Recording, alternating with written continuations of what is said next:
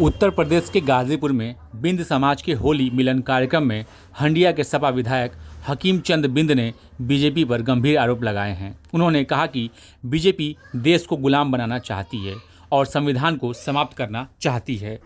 विधायक ने कहा कि बीजेपी समाजवादी पार्टी और अखिलेश यादव पर बेबुनियाद आरोप लगा रही है। उनका आरोप है कि बीजेपी जबरदस्ती और बल का प्रयोग कर चुनाव जीत रही है। नागपुर दंगे पर बोलते हुए उन्होंने कहा कि यह दूसरे प्रदेश का मामला है। मुख्यमंत्री योगी को सपा विधायकों पर आपत्तिजनक टिप्पणी नहीं करनी चाहिए। हकीम चंद ने प्रदेश की कानून व्यवस्था पर भी सवाल उठाए। उन्होंने कहा कि प्रदेश में नौकरशाही हावी है और किसी के प्रोटोकॉल का पालन नहीं हो रहा है। आईएएस अभिषेक सिंह के निलंबन पर टिप्पणी करते हुए उन्होंने कहा कि इन्वेस्टर समिट के नाम पर प्रदेश को धोखा दिया गया है। कोई भी निवेशक यहां नहीं आना चाहता। कार्यक्रम में भदोई के पूर्व सांसद रमेश चंद्र बिंद भी मौजूद थे। इस दौरान समाज के लोगों से आगामी विधानसभा चुनाव के लिए एकजुट होने की अपील भी की। गाजीपुर में आगमन हुआ है, क्या कहेंगे? सबसे पहले तो मैं गाजीपुर की क्रांतिकारी धरती को, जहां तमाम अमर सपूतों ने, वीर क्रांतिकारियों ने देश की लड़ाई में भागीदारी लेकर के और इस देश को आज़ाद कराने का काम किया है, सबसे पहले मैं उनको नमन करना चाहता हूं। और मैं बहुत ही अपने को गौरवान्वित महसूस कर रहा हूं कि बड़े भाई आदरणीय श्री श्यामलाल बिंद जी ने और चौधरी मुसाफिर बिंद जी ने जितने अच्छे ढंग से होली मिलन समारोह करने का काम किया है, समाज को एकत्रित करने का काम किया है, ये लोग बधाई के पात्र हैं कि समाज को एक धागे में पिरोने का काम किया है। इन लोगों का बहुत बहुत आभार।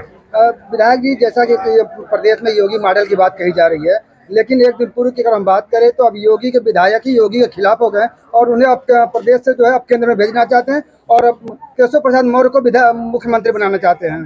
देखिए, भारतीय जनता पार्टी की सरकार देश और प्रदेश में चल रही है और भारतीय जनता पार्टी की सरकार निश्चित रूप से इस देश को गुलाम बनाना चाहती है, इस देश को के लोकतंत्र को समाप्त करना चाहती है। बाबा साहब डॉक्टर भीमराव अंबेडकर ने जो इस देश को बेहतरीन संविधान देने का काम किया है, उस संविधान को ही समाप्त करके इस देश को बर्बाद करना चाहती है। क्योंकि बाबा साहब डॉक्टर भीमराव अंबेडकर ने कहा था कि देश का संविधान चाहे जितना बेहतरीन हो, लेकिन अगर उस संविधान को लागू करने वाले बेहतर न हो तो वह संविधान बेहतर साबित नहीं हो सकता। इसलिए ये भारतीय जनता पार्टी की सरकार जितनी निंदा की जाए वो कम है और योगी जी की सरकार निश्चित रूप से 27 में जाएगी और समाजवादी पार्टी के राष्ट्रीय अध्यक्ष आदरणीय श्री अखिलेश यादव जी उत्तर प्रदेश के दूसरी बार मुख्यमंत्री बनेंगे और प्रदेश की राजनीति को आगे ले जाने का काम करेंगे, प्रदेश को आगे बढ़ाने का काम करेंगे। लगातार भाजपा जो अखिलेश यादव और समाजवादी पार्टी पर हमलावर है, आए दिन उन पर जो आरोपों की बौछार करती रह रही है।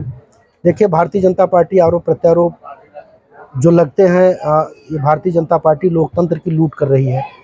मशीनों की गड़बड़ियों से भी ये चुनाव जीत लेते हैं, ज़बरदस्ती फोर्स लगाकर चुनाव जीत ले रहे हैं। अभी तमाम उपचुनाव में आपने देखा कि लोगों को वोट देने के लिए घरों से निकलने नहीं दिया गया।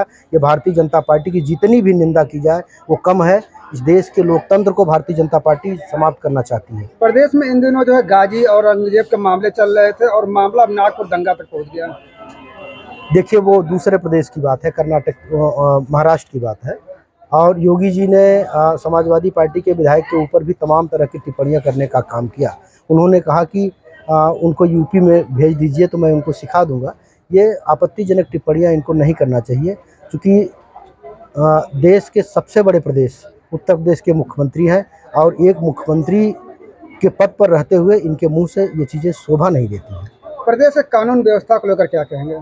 प्रदेश की कानून व्यवस्था पूरी तरह से ध्वस्त है और आज जो प्रदेश के हालात हैं, नौकरशाही हावी है और सभी देश और प्रदेश के विधायकों सांसदों के प्रोटोकॉल्स भी इस समय कम हो गए हैं। उनके प्रोटोकॉल का पालन नहीं किया जा रहा है। पूरा नौकरशाही देश की राजनीति पर हावी है। प्रदेश के इन्वेस्टर समिट का जिसको जिम्मा दिया गया, जिस आईएएस को, वही जो लुटेरा निकला और सस्पेंड किया गया। देखिए, इन्वेस्टर समिट ये लोग जो करने का काम किए, ये पूरे देश और प्रदेश को ये धोखा देने का काम किया है इन्होंने। और आज बता दीजिए कि प्रदेश में कितने इन्वेस्टर इन्वेस्ट करने का काम किए हैं। ऐसा कुछ नहीं है। ये केवल देश की जनता को, प्रदेश की जनता को धोखा देकर सरकार बनाना चाहते हैं। ये इनका मूल उद्देश्य।